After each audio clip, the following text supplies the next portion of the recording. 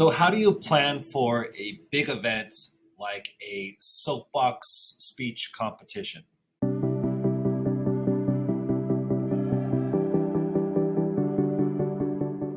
When I first heard about these kinds of TED Talks that students were giving, it was at Catella High School. They have something called Catella Talks.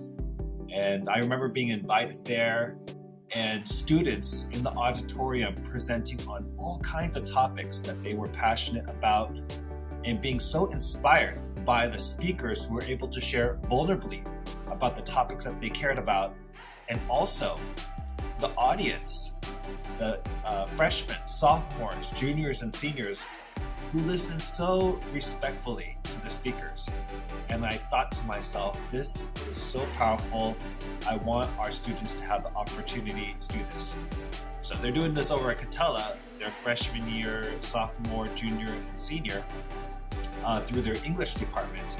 But what if they had the opportunity to start in middle school? Then they would have the opportunity to develop this skill from 7th grade all the way to 12th grade. What do you think about that? The ability to talk about something you're passionate about in a civil and kind way while others listen with empathy and respect. I think that's so powerful and so awesome. And so about 4 years ago, we started not Catella Talks, but at the school that I work with, SOUTHTalks. So how do you put an event like this together? Well, I always like to begin with the end in mind. And so I thought I'd share a little bit about the process through which to put an event like this. So I usually have some type of planning page where I have the task, when that task needs to be completed, and who will be completing it.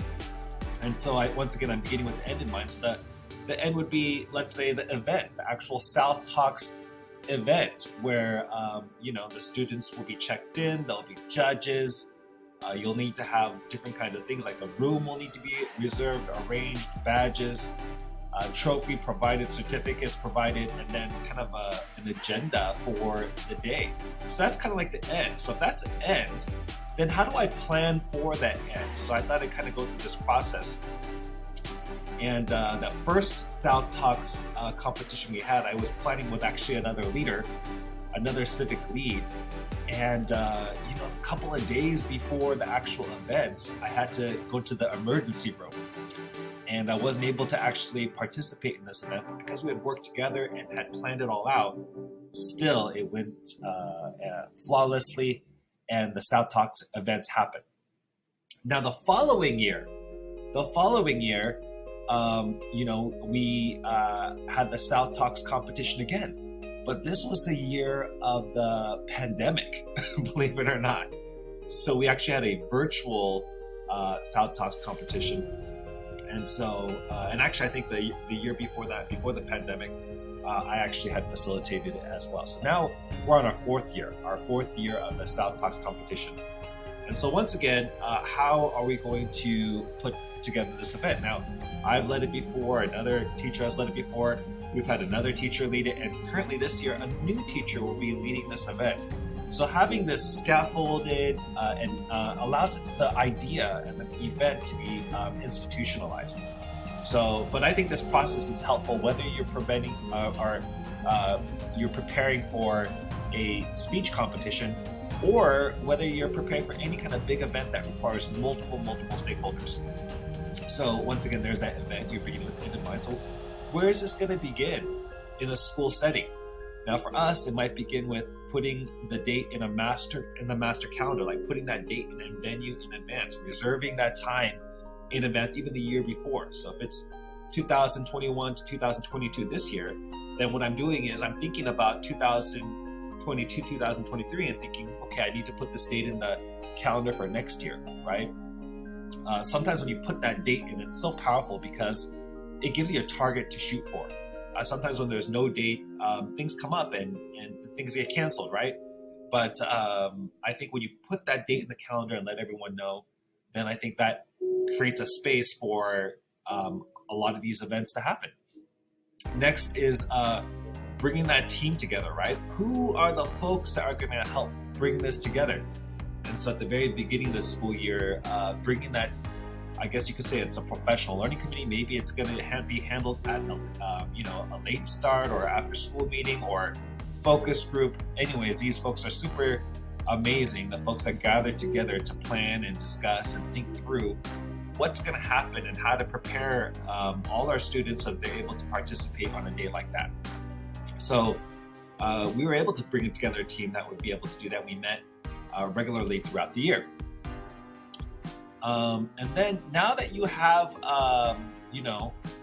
the team, the leadership team, or the planning team that's going to help to put that event together, now you need to invite all the folks at our site. Now we have 1,500 students at the middle school that I work at, and 70 teachers.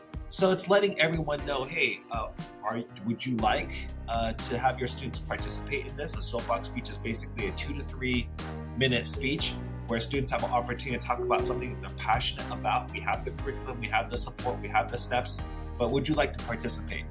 So if they have an interest, then we work with those folks who are interested in having their students prepare for the SOUTHTalks competition, and then later we know to work with those teachers to kind of select who the finalists are going to be. Also, sometimes there's a budget related to this as well. It doesn't have to be a huge budget, but we have had some budgets for like little refreshments and some medals for the students and the trophy, and if the staff are providing time to collaborate and work together, it's not embedded within the school day, then budgeting also for some planning time as well. Also, in order to choose a winner, the final winner for the SOUTHTalks competition, it's also a great opportunity to think through who you're going to invite to be a part of that. And so thinking about different judges in the community, sending out letters, a diverse group of judges, like maybe a community leader, a parent. We've had board members come, we've had the superintendent come. So a diverse group of leaders to serve as judges. This is also a great way to connect with the community, partner with the community, and acknowledge our civic leaders as well. Then planning kind of a run sheet, like what's going to happen on that particular day. So what's going to be needed before the meeting, what's going to be needed during the meeting, what's going to be needed after the meeting. So kind of a run sheet of what's going to happen and kind of going through that together and creating it together.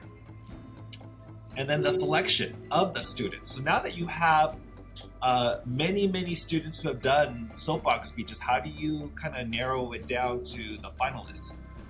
How many speakers will you have? So over at Catella High School, when I observed there, it was the students themselves who voted for a finalist. Then those semifinalists went to a place where then it was decided who the finalists would be. So the students actually had a lot of voice and vote in who the finalists would be. So just talking about how is that going to work? How is it going to work?